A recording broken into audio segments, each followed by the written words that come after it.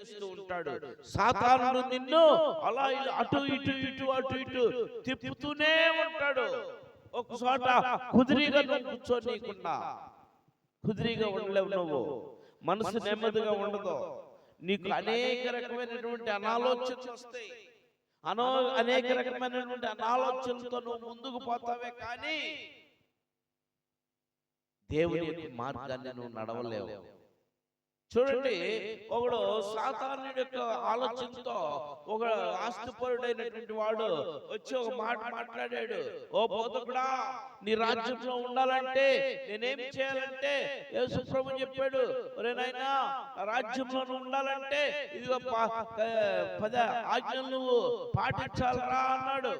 10 ఆజ్ఞలు ఏంటయ్యి అన్ని? మొత్తం నేను బాల్యం నుండే చేస్తున్నాను కదా నాయన, నీకు తెలుసు కదా. అవును తెలుసురా, నువ్వు బాల్యం నుండే నువ్వు ఎన్నుకున్నావు, బాల్యం నుండే నువ్వు వీటిని పాటిస్తావు. కానీ నీకు ఒకటి కొదువుగా ఉంది. ఏంటది? ఇదిగో, నీ ఆస్తి నమ్మి నన్ను వెంబడించన్నాడు. నీ ఆస్తి నమ్మి పేదలకు ఇచ్చేసి నన్ను వెంబడించన్నాడు. పిల్లరా, ఇలా ఆస్తి అమ్మి వెంబడించినటువంటి వాళ్ళు చాలా మంది ఉన్నారు దేవుని సన్నిధిలో. పిల్లరా చూడండి, జక్కయ్య ఉన్నాడు, పొట్టి జక్కయ్య. ఆయన మేడి చెట్టు ఎక్కాడు.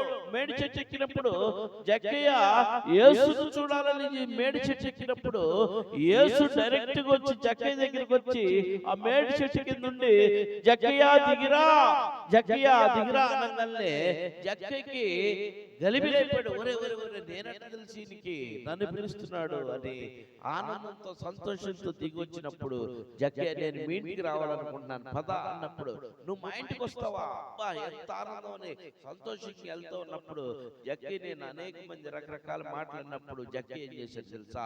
అయ్యా, నేను ఒక్కళ్ళ దగ్గర అన్యాయంగా ఒక్కటి తీసుకుంటే న్యాయంగా 4 ఇచ్చేస్తాను, నాకు అవసరం లేదు, నాకు నువ్వే కావాలి, నాకు ఏం అవసరం లేదని చెప్పి వాళ్ళందరికీ 1 బదులు 4 రెట్లుగా ఇచ్చేస్తే అందరూ కూడా సంతోషిస్తున్న సమయంలో యేసు ప్రభువు అన్నాడు, అబ్బా, నిజంగా ఇప్పుడు నీ ఇంటికి రక్షణ వచ్చిందయ్యా, నీ ఇంటికి రక్షణ వచ్చింది. నువ్వు దేవుని యొక్క మందిరానికి వస్తూ, దేవుని సన్నిధికి వస్తూ, దేవుని యొక్క సన్నిధిలో నువ్వు ఎలా జీవించాలనేది నీకు తెలిసి కూడా నిష్ఠానుసారమైన జీవితం నువ్వు జీవిస్తూ ఉంటే మరి అనరా జనాలు? అంటారు. పిల్లరా, నువ్వు నీ ఇష్టానుసారమైన జీవితం నువ్వు జీవిస్తూ ఉన్నావు. ఈ ఉదయ కాలంలో నువ్వు జ్ఞాపకం చేసుకో ఒకసారి. నీ ఇష్టానుసారమైన జీవితం జీవించడానికి కాదు దేవుడు నిన్ను ఆయన పుట్టించింది, ఆయన ఏర్పరచుకుంది. నీ ఇష్టానుసారమైన జీవితం కాదు. నువ్వు మందిరంలో దేవుని సన్నిధిలో నువ్వు ఎదగాలని, దేవుని సన్నిధిలో నువ్వు నిలవాలని, దేవుని సన్నిధిలో నువ్వు పరిచారకుడిగా ఉండాలని, పరిచారకురాలుగా ఉండాలని, దేవుని సన్నిధిలో నువ్వు పరిచర్య చేయడానికే నీకు ఒక భారమైనటువంటి నిన్ను దేవుడు ఎన్నుకున్నప్పుడు నువ్వు దాన్ని చేతపరుచుకొని నీ ఇష్టానుసారమైన జీవితం నువ్వు జీవిస్తూ ఉంటే కుదరదు కదా. దేవుని మందిరంలో పని,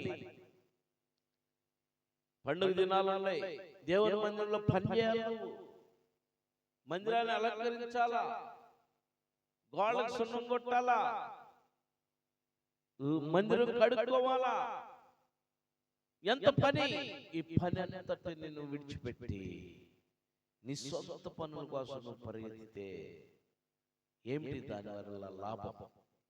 సాతాను నిన్ను పట్టుకొని దేవుని మందిరాలను రానికుండా నిన్ను బయట చెప్తూ ఉన్నాడు. పిల్లారా, నువ్వు సాతానుడికే లోబడుతున్నావు కానీ దేవునికి లోబడట్లా.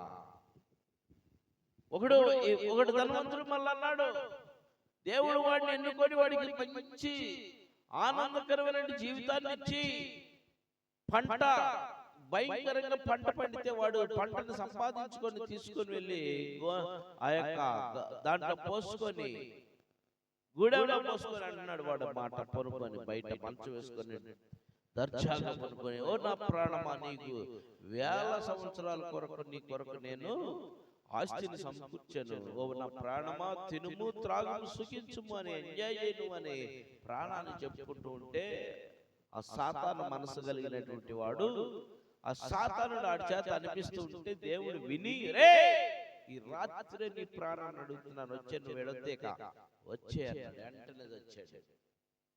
నా పిల్లారా, దేవునికి వ్యతిరేకంగా కార్యకలాపాలు, దేవునికి వ్యతిరేకంగా నువ్వు జీవిస్తున్నావా?